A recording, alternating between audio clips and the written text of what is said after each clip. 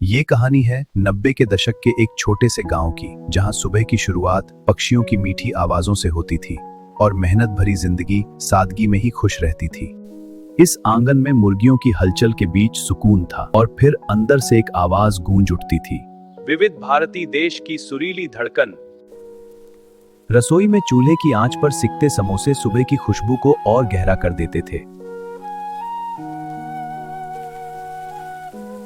और नन्ही भारती के चेहरे पर एक अलग ही खुशी थी, जैसे इन समोसों में अपने पापा के लिए ढेर सारा प्यार छुपा हो। अरे वाह, क्या खुशबू है।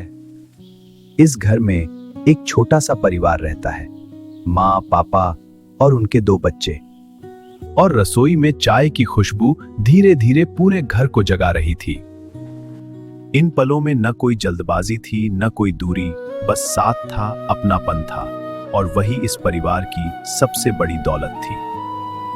प्यार के साथ साथ सीख भी दी जाती थी और हर दिन जिम्मेदारियों की ओर एक छोटा कदम बढ़ता था। चलो अब थोड़ी पढ़ाई भी हो जाए, अपना होमवर्क पूरा कर लो। पढ़ाई के बीच ये छोटी छोटी तकरार भी होती थी, पर इन्हीं में छुपी थी उनके बचपन की सच्ची मासूमियत। अरे मेरी किताब छोड़ो, पहले मुझे देखने दो।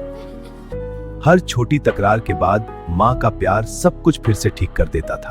अरे साथ में पढ़ोगे तो जल्दी खत्म होगा, लड़ाई क्यों करते हो? देखो बच्चों, साथ मिलकर पढ़ोगे तो सब आसान लगेगा और प्यार से रहोगे तो हर काम अच्छा होगा। उस 1 रुपए में खुशियों की पूरी दुनिया समाई होती थी। लो संभाल कर रखना। 1 रुपया। और उस 1 रुपए को लेकर उनकी छोटी सी यात्रा शुरू हो जाती थी, जहां हर कदम पर एक नई खुशी इंतजार करती थी। मैं किस्मी बार लूंगी, जल्दी चलो, मैं भी।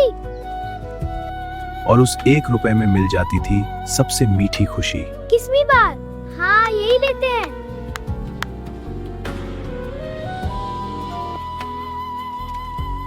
ये तुम्हारा धन्यवाद। छोटी सी चीज थी, पर बांटने में उसकी खुशी और बढ़ जाती थी। यही था उस बचपन का असली स्वाद। अंधकार से लड़ने वाला शक्तिमान। टीवी के सामने बैठकर ये अपने हीरो की दुनिया में खो जाते थे, जहां हर कहानी उनके लिए सच जैसी लगती थी। माँ के हाथ सिर्फ खाना ही नहीं बनाते थे, बल्कि पूरे घर की दुनिया संभालते थे। घर की जिम्मेदारियां चुपचाप निभाई जाती थी, बिना किसी शोर के।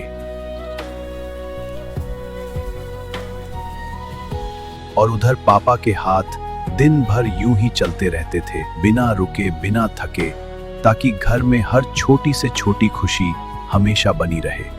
और इधर इन छोटे छोटे पलों में देना भी उतना ही आसान था। शायद इसलिए इनका बचपन इतना सच्चा था।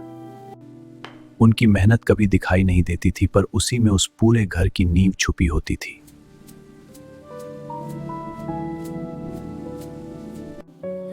और दूर खड़ी माँ बस चुपचाप देखती रहती थी, क्योंकि उसके लिए यही छोटी छोटी खुशियां सबसे बड़ी तसल्ली होती थी। यह आटा आज बहुत अच्छा बना है। हाँ दीदी, आपके हाथों का जादू है। और माँ के लिए अपना घर ही नहीं था, मदद करना उनकी आदत नहीं, ठीक हो जाएगा, उनका स्वभाव था।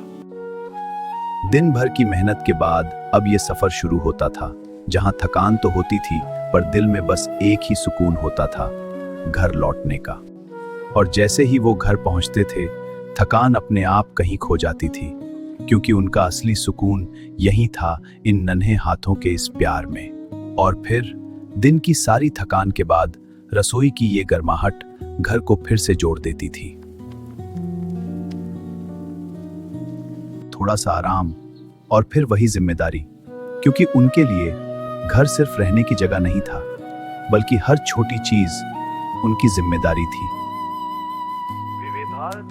और फिर दिन के अंत में कुछ पल सिर्फ अपने लिए होते थे, जहां ये पुराने गाने थकान को भी सुकून में बदल देते थे। और उधर माँ के हाथ चुपचाप इस घर को संवारते रहते थे। हर पकवान में सिर्फ स्वाद नहीं, बल्कि उनका प्यार भी होता था। और दिन के अंत में सब एक साथ बैठते थे, जहां खाना सिर्फ पेट भरने के लिए नहीं, बल्कि दिल जोड़ने के लिए होता था। गरम है, धीरे खाओ। हाँ माँ, बहुत अच्छी बनी है। और दिन के अंत में सब एक साथ सिर्फ पेट भरने के लिए नहीं बल्कि दिल देने के लिए होता था। और ऐसे ही इन छोटे छोटे पलों में एक पूरा बचपन बसता था, जो आज भी यादों के आसमान में यूं ही चमकता रहता है। अगर आपको ये वीडियो अच्छा लगा हो तो इसे लाइक करें, शेयर करें और ऐसे ही और कहानियों के लिए चैनल को सब्सक्राइब करना ना भूलें। धन्यवाद।